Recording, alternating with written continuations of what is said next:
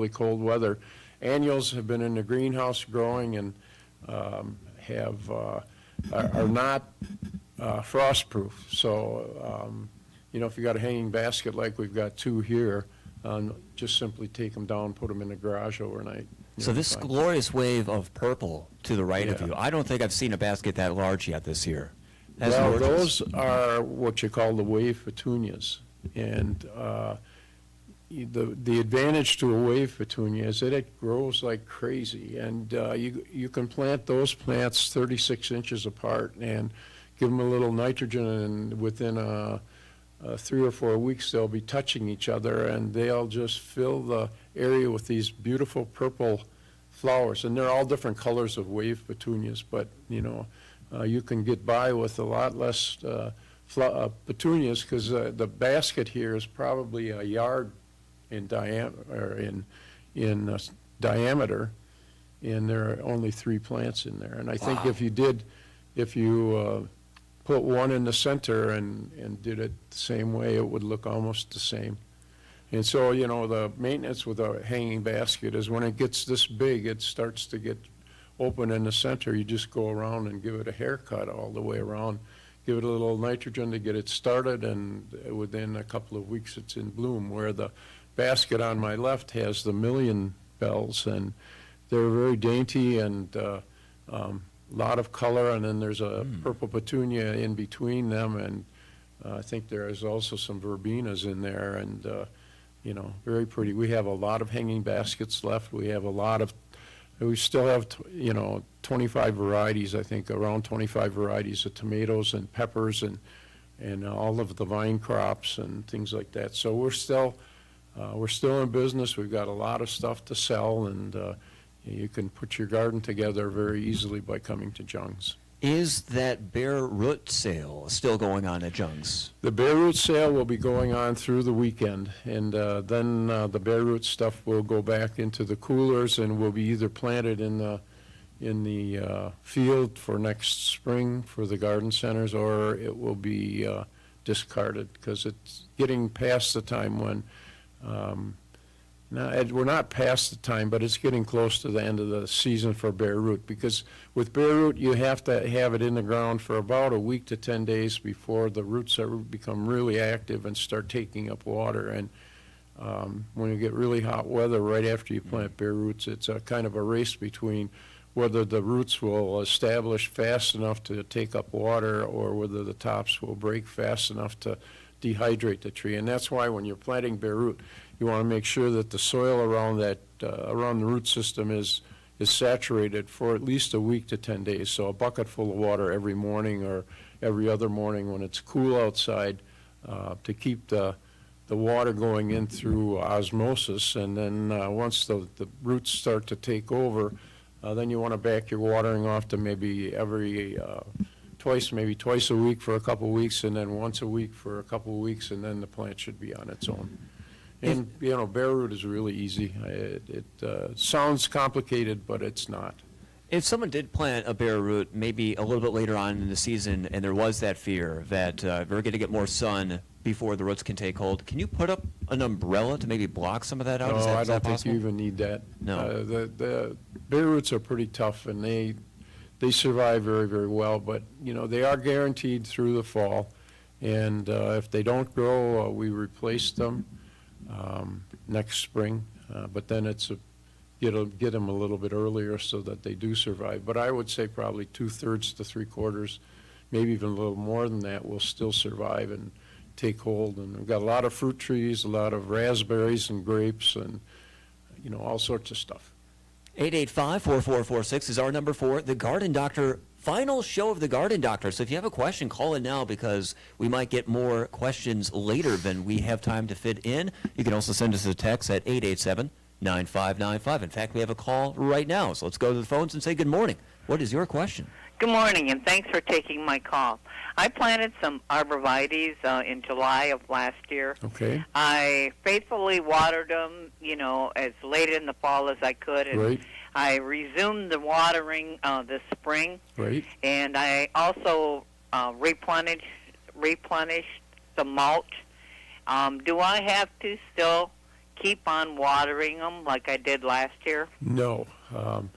The plant is established now, and the roots are out into the soil, so, if it gets hot and dry for a week to 10 days and we don't have any rain, then a bucket full of water will not hurt it. Putting a little fertilizer in the water isn't going to hurt it either, but the plant is basically established. When it goes through the first winter and does well, yeah, you've done a good job getting it going, and it will go on its own now.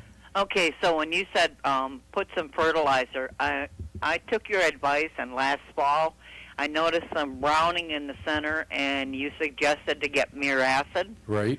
So is that the fertilizer I should use now? Yes, because that has the iron and the manganese. See, a chlorophyll molecule, the thing that makes a plant green, has both iron and manganese in the structure of the chlorophyll molecule, and especially for evergreens, or if your evergreens aren't dark green, and it's not a cultivar thing, using muracid in the water will encourage growth. So, the more that I do this, the more I see that fertilizing plants is what the name of the game is. Do the right thing at the right time, and you'll have good luck with your plants. So how much fertilizer should I use then, like for a 5-gallon bucket? Okay, what you do is, if you still have the box, Yep. you look on the box, and it'll tell you exactly how much to put in per gallon.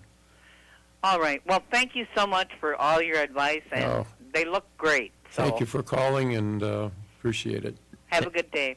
Thank you so much for that question, 885-4446. This is a paid program. The views and opinions expressed are solely that at Jung's Garden Center, not WBEV, ESPN, nor Good Karma Brands.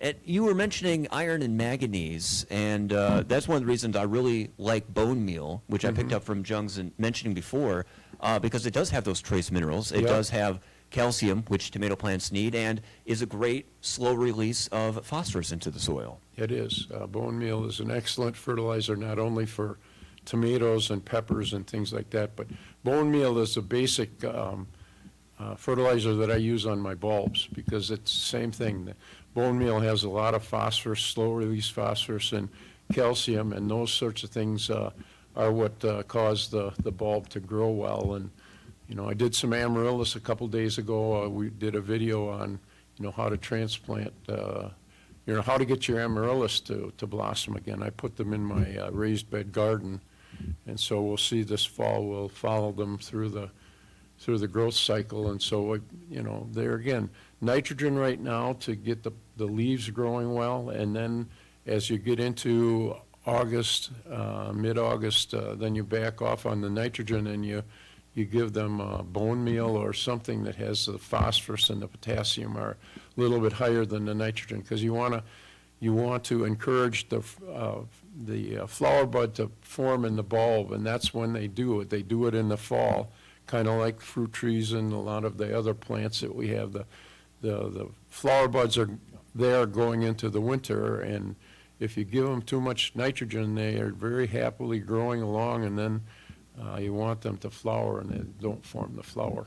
We did have a question on the text line of the best way to apply bone meal to, say, tomato plants. Okay, you can get bone meal a couple different ways. We have a liquid bone meal, but most bone meals are powder, and what you do is you just sprinkle some of the powder around the plant, and then take a trowel or a cultivator of some sort or another and work it into the top couple of inches of the soil, and then when we get a rain or when you water it, the nutrients are taken down into the root zone from that area. Do we need to be worried about attracting any pests with bone meal in the garden? I or- don't think so. Okay. I think that, especially if you work it into the soil, that it's not going to attract anything.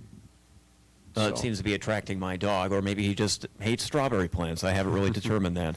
885-4446 is our number for the garden doctor. Another question coming through about roses. How far back should roses be cut? Should we be cutting our roses right now? If you haven't uncovered them yet, you can do that, but what you want to do with roses is you want to a couple things. When you uncover them, you want to take the dead wood out because you'll be able to see where the green starts and where the brown or the, the dead spot is. So you take all the dead wood out, and if you're growing hybrid teas, grandifloras, floribundas, you're probably going to have winter dieback. And then if you do all of that, then you want to take any of the stems that are left back to a pencil diameter, because you want the rose to start from good solid buds, and if it has a pencil diameter or greater, you're going to get much better growth than if you've got the diameter smaller than that. And then again, fertilization. Hit them with a little bit of nitrogen to get the plants started to grow. And roses are heavy feeders. You can feed them every 2 or 3 weeks with a rose food, and that would probably have a little bit more phosphorus in it than nitrogen, but you feed them really well through the summer, and then about the middle of August, you stop fertilizing them at all, because anytime you fertilize a plant, it tends to make it start to grow. And in the middle of August is when the day length is such that the plants are starting to sense that it's going to be winter, and if you're stimulating that rose to grow with a high nitrogen fertilizer or a regular plant food, it'll keep growing into the fall, and then all of a sudden it'll get cold outside and that plant won't be ready for fall. So they need to slow down, put on the winter hardiness, and so you don't fertilize roses or cut them very often after the middle of August. So what is your cutoff for your roses? The last meal that you will feed them? About the 1st of August. About the 1st? Yep, and then I just let them do their thing. Once in a while you can take a rosebud in, but you want them to grow. You want them to grow naturally, and plants know what to do if you're not stimulating them. And so stimulating them means that overwatering if it gets hot and dry, over fertilization, and then pruning. Those 3 things will create a situation where the plant grows too long and it's growing into the fall and it doesn't have time to get hardy. So especially with roses, they seem to be a plant that likes to grow rather than get hardy. So you want to give them a chance to make it through the winter. And the other thing you want to do with roses is control the black spot, because black spot is a disease that will defoliate the plant early. And if you have a hot, dry summer, you won't have trouble with black spot, because the disease spores can't germinate when it's dry.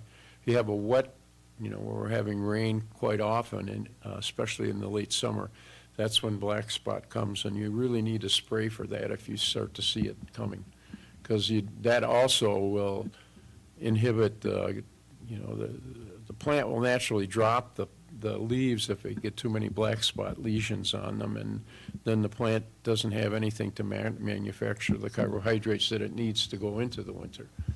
So, yeah, roses are a high maintenance plant. You have to know what you're doing, and you have to treat them very nicely. They're not low maintenance, they're kind of like high maintenance, Well- and I'm not going to even go into that analogy. Well, the first analogy that came into my mind was if roses were in a stage production of The Ant and the Grasshopper, they would be playing the grasshopper, Yeah. not preparing for winter properly. Yeah. One of the videos on the Garden Doctor YouTube channel that you had was, what is inoculant? And I was so blown away when you were giving me a brief description about this. Yeah, inoculant is a bacteria, a good bacteria that works with legumes, peas, beans, alfalfa, clover. Those are all legumes. And what happens is the inoculant that you put into the seed, the way I do it is I put a little bit of moisture in the packet when I'm planting, if I'm going to plant the whole packet, and I know a little bit of moisture so that the inoculant that you put into the packet, which is a powder, that's a preparation of the bacteria that form the nodules on the root system, and you plant it that way, and kind of like as the root is coming out of the seed, those bacteria kind of get to the edge where the seed is opening up, and they jump onto the roots as the plant as the root is going out, and they form these nodules on the roots. And what happens is they will fix nitrogen from the air, because our air is 80% nitrogen. Yeah. They'll fix the nitrogen from the air into a nitrate that the plant can use to grow. And the plant, in turn, will provide carbohydrates for the bacteria to grow. And so then, when you work the dead beans, once you're done with the beans, when you work it up, those nodules will break down and nitrify your soil so that you've got a better soil. So, yeah, if you're planting beans and peas, it's a very good idea to inoculate them. I mean, they will grow without the inoculant, but I think if you put a test in the garden where you inoculate some and you don't inoculate others, you'd find the ones that you inoculate will do much better than the ones that you don't. Now, if you're a gardener and you've been growing for a long period of time, there's probably a lot of those nitrogen-fixing bacteria in the soil, so you really don't need to re-inoculate them maybe after 5 or many years of doing it, because the nitrogen will be, those bacteria will be naturally in the soil. But I still encourage people to do it every year, because you'll get a much better crop by doing that. And the video that we did was inoculating the peas. So I planted some Snack Hero, which is a pea that you eat the pod and everything, and then I did some Oregon Giant, which is the pea pods that you find in a lot of cooking. So if somebody was starting a garden and maybe it was poor soil, one idea could maybe be planting some legumes or something that actually is going to bring more nitrogen into the soil, so Yep. maybe next year you Yep. can plant tomatoes more successfully. Yes, that would definitely help. But alfalfa and clover also do the same thing then? They're Yes. also bringing Yep. in nitrogen? If the plants are inoculated, if the seed is inoculated before you put it in the ground, they will form the nodules and will help get your soil healthy. Well, once again, Dick, we're talking about manure on the Garden Doctor because why not? But somebody is mentioning they have a rhubarb plant, and we're wondering how much water it actually needs because it stopped growing at only 1 foot tall, and they've used cow manure on it in the spring. Okay. How Yeah, often are you watering rhubarb? Well, I water everything in the garden when I do it. With the raised bed gardens that I have, that's almost a daily thing because you've got the sides raised up, it heats the soil up and the water evaporates faster.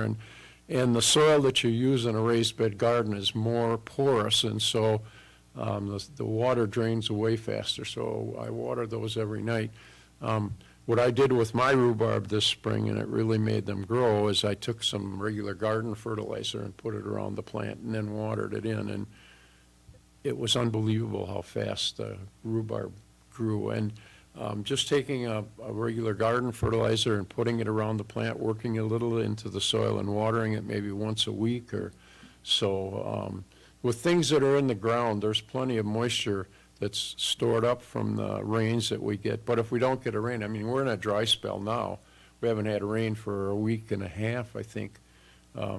Giving them some water is going to make them grow, especially if there's fertilizer there. And there again, if you think about it, you want to have a high nitrogen fertilizer because the part of the rhubarb that you eat is the stem. It's a vegetative part of the plant. And so you want to use something with a little more nitrogen in. Chicken manure is excellent.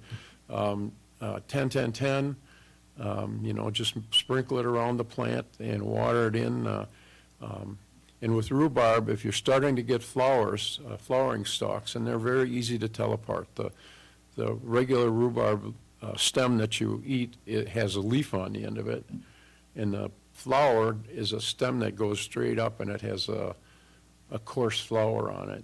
If you get a lot of those, it means the plant has to be divided because it's too crowded. There's something that's stressing it that's making it flower. So watering is such an essential part, as you mentioned, that overwatering can be one of the ways that we overstimulate a plant and possibly kill it. So those young tomato seedlings that I have in the garden, I'm a little worried. I know they need a lot of water and that Yep. they're thirsty, but I'm also worried about overwatering. What is the best practice for tomato I would plants? say once they're established, to get them established every other day, if it's really hot out, once they're established, maybe every third or fourth day. You don't have to, once a plant is established and the roots have gone down into the soil, they'll find moisture. It's when they're establishing that you need to give them a little more water, and then if you get these hot, dry spells, just like with the arborvitae, that plant is established now. It doesn't have to have a lot of extra water unless we get hot, dry spells, and then you're only giving the plant something that makes it grow. It'll survive nicely without watering, but if you want it to grow, that's what you want to do. You want to keep it watering. So, Dick, as we wind down with about 10 minutes or so left in this last episode of The Garden Doctor for the spring season, what are some things that people should keep in mind as the summer goes on? For instance, in the month of June. Yeah, not to, unless you're going to water all the time. Your lawns tend to go dormant in the heat of the summer. And so if you don't want to water unless you're going to water steadily. You don't want to water and they start to grow, and then just let it go dormant. You won't have to mow it quite as often, and then in the fall again, you stimulate the grass by fertilizing it in late August, early September, because grass grows mainly in the spring and in the fall. I know I've been mowing my grass. In fact, I took a couple gator loads of dead grass off because it was, one part of it was really growing well, and the dead grass was shading the nice grass, so I had to do a little extra work there. But as the grass gets into the hot part of the season, it goes dormant, and just let it do it, because it knows what to do. If it's raining all summer long, then you'll be mowing lawn all summer long, but it likes to go dormant. With your garden, what you want to do is watch so that the leaves in your garden are nice dark green. If it's a vegetable, it should have green leaves, and if it doesn't have dark green leaves, it means that something's missing in the soil, and so you either do a soil test or you just give it some fertilizer. And composting, the grass that you take off the lawn, the different things that you can take out of the kitchen, if you're doing a head of lettuce and there are leaves that you take off that you're not going to eat, you'd put that in a compost pile, because that compost is going to give you a better soil texture. It'll hold on to the nutrients better, and it just makes your soil easier to work with. I know that some of the soil that I put around my house was not the best, even though it's black. It wasn't the best soil, and so by adding compost and sand to that soil, it's going to be very friable and will work really well. And adding compost to your garden every year is, going to make your plants very, very happy. I know you've mentioned this before, but grass clippings, we could take those and set those. I mean, yes, we can add them as a green to our compost, but we could also maybe put them around a rhubarb plant, for instance. Yeah, and that's what I'm going to be doing. I've got potatoes planted in the garden now, and I'm going to clean there's a lot of weeds coming up. My garden is not immune to weeds either, because it's, I've only had the garden there a couple years, and so I'll clean the weeds up, and then I'm going to put grass clippings on the soil to keep the weeds down, to keep the moisture in, and then that will decay, and we'll work that into the soil next year, and it will help improve the soil. Grass clippings, if you're going to compost them, you want to mix them with some other, either straw or something that doesn't have as much nitrogen in, because if you're composting, especially if it's green when you put it in a compost pile, it gets pretty slimy. Mm-hmm. You have to mix some browns with it. If you use it as mulch and it's dry, which is the way mine was, I mowed it, I let it dry out. You can use that for mulch, and it'll really do well. Otherwise, the only thing you really don't want to put into a compost pile are weeds that are seeding, because you don't want to spread the weeds. And then any fatty things that you're taking out of your kitchenette, meats and things like that attract rodents, and so you don't want to do that. But, you know, anything that's been alive, coffee grounds, you know, just a myriad of things. And again, there are composting videos on YouTube. We've done one. I don't know that we've published it, but I'll be doing one on you know, what you use for a compost bed, because if you haven't got greens, you can use fertilizer instead. And that's the way I was taught to do it, you know, in the fall with the leaves.